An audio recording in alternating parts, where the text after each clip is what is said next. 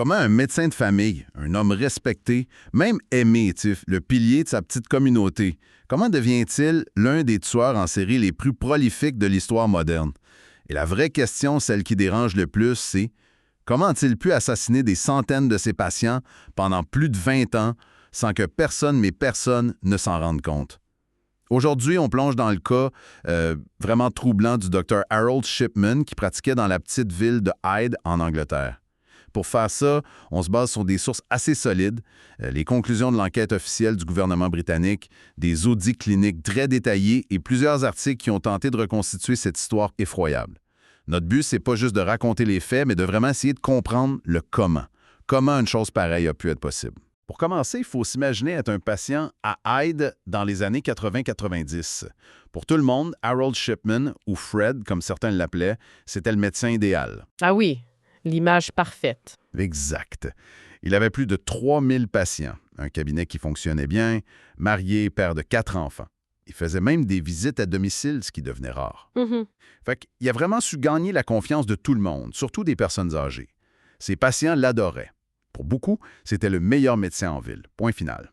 Et cette confiance, c'est vraiment le cœur de toute cette histoire. C'est la base de la relation médecin-patient. C'est fondamental. Ben oui. On parle d'un lien qui est presque sacré, basé sur le serment d'Hippocrate qui engage le médecin à s'abstenir de tous méfaits. Shipman, lui, il n'a pas seulement brisé ce serment. Il l'a retourné contre ses patients. Il s'en est servi comme d'une arme, d'un bouclier.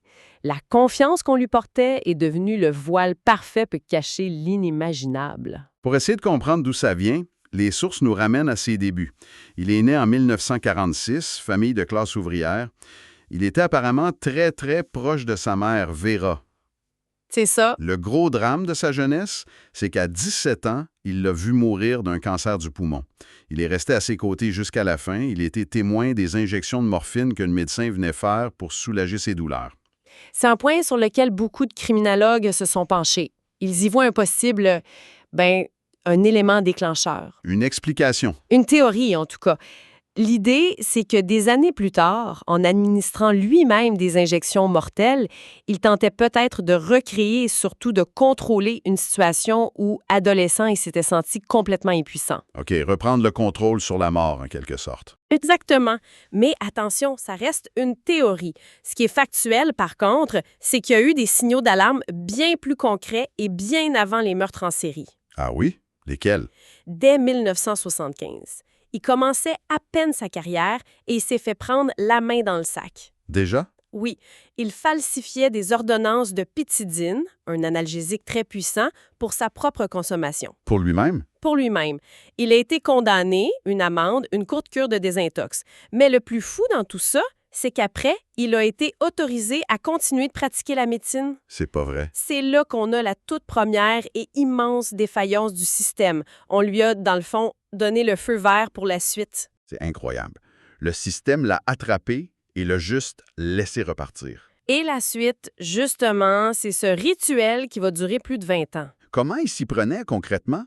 Comment il le fait pour que personne se doute de rien? Son mode opératoire était d'une simplicité et d'une efficacité redoutable.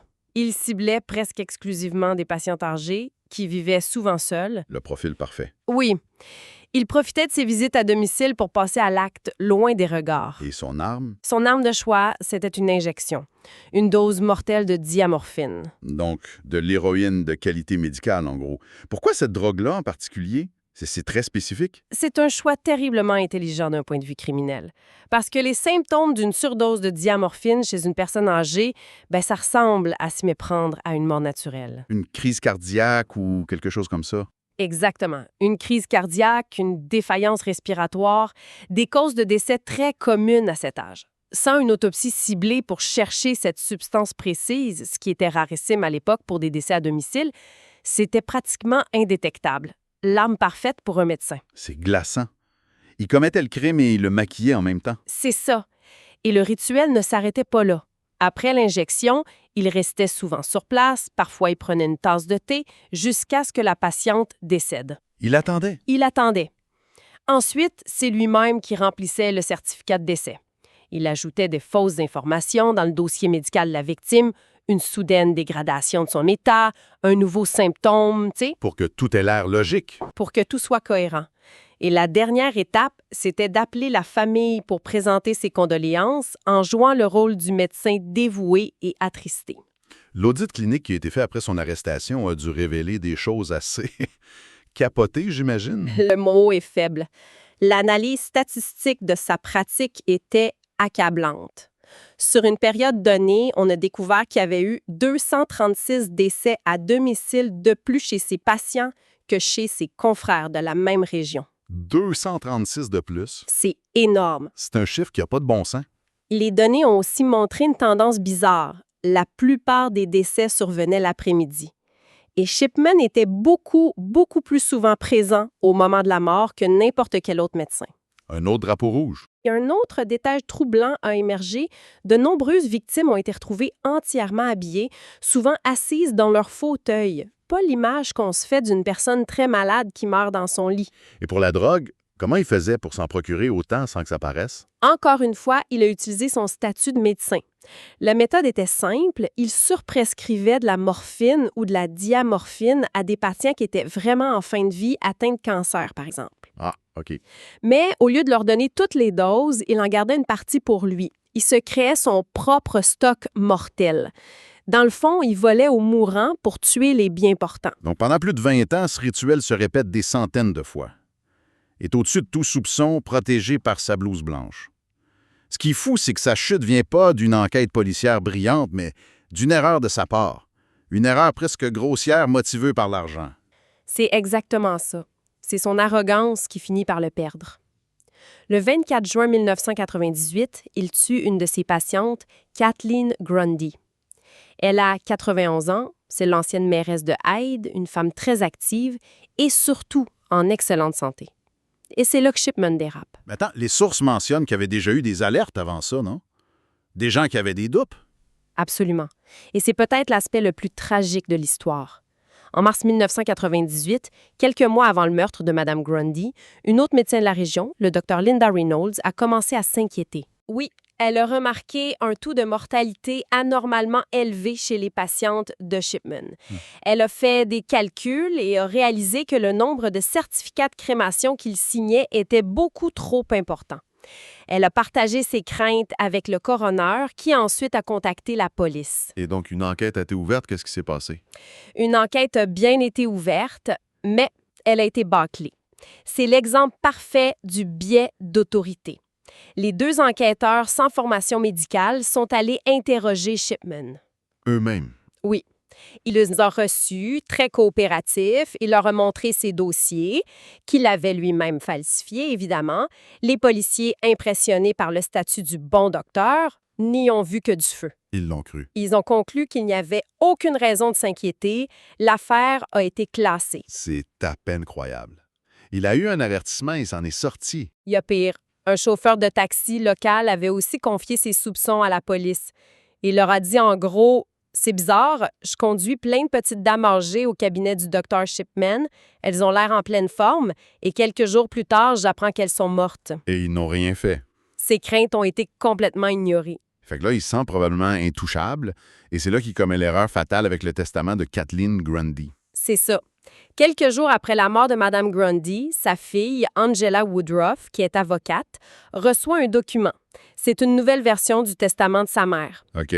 Et à sa grande surprise, ce testament déshérite toute la famille et lègue l'intégralité de la fortune, 386 000 livres sterling, au Dr Harold Shipman. Ou un avocate qui reçoit un testament douteux, j'imagine que ça a dû allumer des lumières. Plein d'erreurs, et l'analyse a montré qu'il avait été tapé sur une vieille machine à écrire, la même que celle qui se trouvait dans le cabinet de Shipman. Le piège se referme.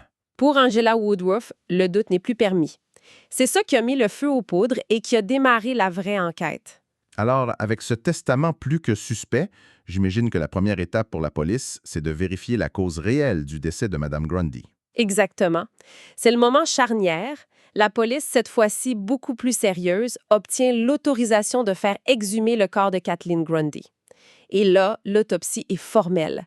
Ces tissus contiennent des traces d'une surdose mortelle de diamorphine. La preuve. La preuve irréfutable. La cause de la mort n'est pas naturelle, c'est un homicide. À partir de ce moment, la boîte de Pandore est ouverte. La police doit se rendre compte qu'elle est peut-être passée à côté de quelque chose de gigantesque. C'est le moins qu'on puisse dire. Il commence à examiner d'autres décès suspects parmi ses patients. D'autres corps sont exhumés. Et à chaque fois, c'est le même résultat, surdose de diamorphine. Toujours le même mode opératoire. Toujours. Shipman est finalement arrêté en septembre 1998. Pendant son procès, son attitude est décrite comme arrogante, froide. Il nie tout en bloc, ne montre aucune émotion, aucun remords. Il est le bon docteur accusé à tort. Il est finalement condamné en 2000, mais pour 15 meurtres seulement. On sait aujourd'hui que c'était juste la pointe de l'iceberg. C'est là qu'intervient la fameuse Shipman Inquiry. C'est quoi ça au juste? La Shipman Inquiry, c'est une enquête publique formelle. C'est une procédure très sérieuse au Royaume-Uni. Ce n'est pas un procès criminel. Son mandat, c'était pas juste de compter les victimes, mais de démanteler tout le système pièce par pièce. Pour comprendre comment ça a pu arriver, Exactement. Comprendre comment une telle chose a pu se produire et surtout s'assurer que ça n'arrive plus jamais. et les conclusions ont dû être dévastatrices. Dévastatrice. L'enquête a duré 2 ans. Elle a analysé des centaines de cas. La conclusion officielle, c'est que Shipman a tué au moins 215 de ses patients. Le nombre réel est probablement plus proche de 250, voire plus. Mon Dieu. L'enquête a aussi mis en lumière des failles béantes dans le système de santé britannique de l'époque. Les procédures pour certifier un décès, pour autoriser une crémation, la surveillance des prescriptions, tout était totalement inadéquat. Shipman a pu exploiter chacune de ces failles pendant 20 ans. Ce qui reste difficile à comprendre, c'est que pendant tout ce temps, sa femme, Primrose, l'a soutenu jusqu'au bout, convaincue de son innocence malgré l'avalanche de preuves. Comment c'est possible? C'est une des grandes énigmes de cette affaire. Était-elle dans le déni le plus total? A-t-elle été manipulée à un point qu'on ne peut même pas imaginer? Ou est-ce qu'elle savait quelque chose? On ne le saura jamais. Et finalement, Shipman n'a jamais donné de réponse. Jamais. Le 13 janvier 2004, la veille de son 58e anniversaire, Harold Shipman s'est pendu dans sa cellule. Il n'a jamais avoué un seul meurtre, n'a jamais donné la moindre explication sur ses motivations. Il a emporté ses secrets avec lui. Wow. Il y a même une théorie selon laquelle il aurait choisi ce moment précis pour que sa femme puisse toucher l'intégralité de sa pension du service de santé. Même dans son dernier acte, il y a une part de calcul et de manipulation. C'est fou. Finalement, l'affaire Shipman, c'est pas seulement l'histoire d'un monstre caché sous la blouse d'un médecin, c'est aussi et peut-être surtout l'histoire d'un système qui a collectivement échoué. Un système qui n'a pas su voir les signes, qui n'a pas voulu écouter les alertes et qui a été incapable de protéger les plus vulnérables. Et ça nous laisse avec une question troublante qui résonne bien au-delà de cette histoire. Dans nos vies, on accorde une confiance immense, souvent aveugle, aux figures d'autorité. Les médecins, les profs, les politiciens. Alors, comment on peut apprendre à se protéger du mal qui se cache parfois derrière le plus respectable des masques?